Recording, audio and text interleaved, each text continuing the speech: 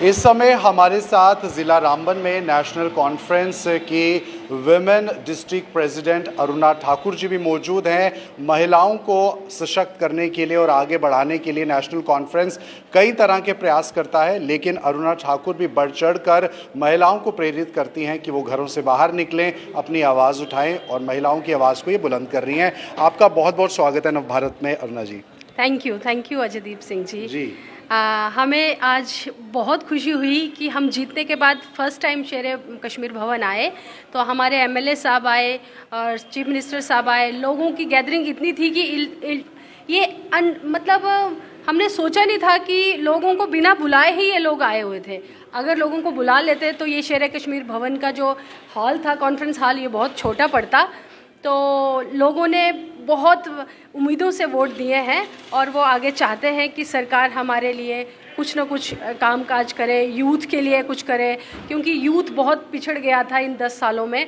तो हमने सोचा कि एजुकेशन और यूथ पे हम ज़्यादा से ज़्यादा मतलब फोकस करें।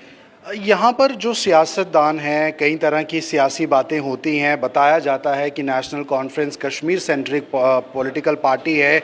कहीं ना कहीं धर्म के नाम पर बंटवारा होता रहा है राजनीति में भी। ऐसे में आप जीत कर आए, बहुत अच्छे बहुमत से नेशनल कॉन्फ्रेंस को वो लोगों ने जिताया। क्या लगता है आपको कि अब इस गलतफहमी को किस तरह से कम करने का कोशिश है 5 साल में होगी? देखिए, आपने देख लिया, हम डिस्ट्रिक्ट रामबन से हैं। डिस्ट्रिक्ट रामबन में मैं डिस्ट्रिक्ट वुमेन प्रेसिडेंट हूँ, अरुणा ठाकुर। मैं हिंदू फैमिली से बिलोंग करती हूँ। तो अर्जुन सिंह राजू मैंडेट दिया एक हिंदू लड़के को, तो ऐसा कुछ नहीं है। ये लोगों को, ये सियासत ऐसे ही चलती है और चलती रहेगी, इस पे किसी का जोर नहीं है। तो मुझे नहीं लगता है कि ऐसा है और कहीं हमें महसूस नहीं हुआ कभी भी।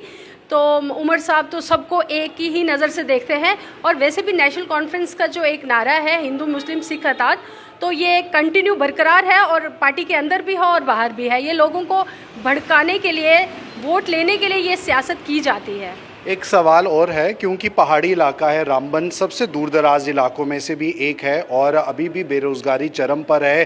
कई सारे ग्रामीण लोग ऐसे हैं जो शहर तक भी नहीं पहुंचे, रामबन सिटी तक भी। तो ऐसे में आप किन मसलों को लेकर प्रमुख तौर पर अपनी पार्टी तक मैसेज पहुंचाएंगी ज़िला रामबन का? हम देखिए, हम सबसे पहले कहते हैं कि यूथ के लिए, जैसे कि छोटे छोटे कोई भी प्रोजेक्ट्स आएंगे तो फर्स्ट हम अपने डिस्ट्रिक्ट रामबन के लिए ही, डिस्ट्रिक्ट रामबन के बच्चों को ही लगाएं, उसके बाद आउटसाइडर्स। जैसे कि इससे पहले ऐसा हो रहा था कि आउटसाइडर ज़्यादा थे और हमारा यूथ जो है वो बेकार हो रहा था और ड्रग्स की तरफ जा रहा था। तो ये उमर साहब ने जब रैली की थी बिफोर इलेक्शन रामबन में, तो उन्होंने बोला था कि आप 30% एंड 40% की बात क्यों करते हैं, आप 50 और 70% की बात करें। हम जो है लोकल यूथ को 70% कोशिश करेंगे एडजस्ट करने की, जो भी वहाँ पे प्रोजेक्ट्स आएंगे।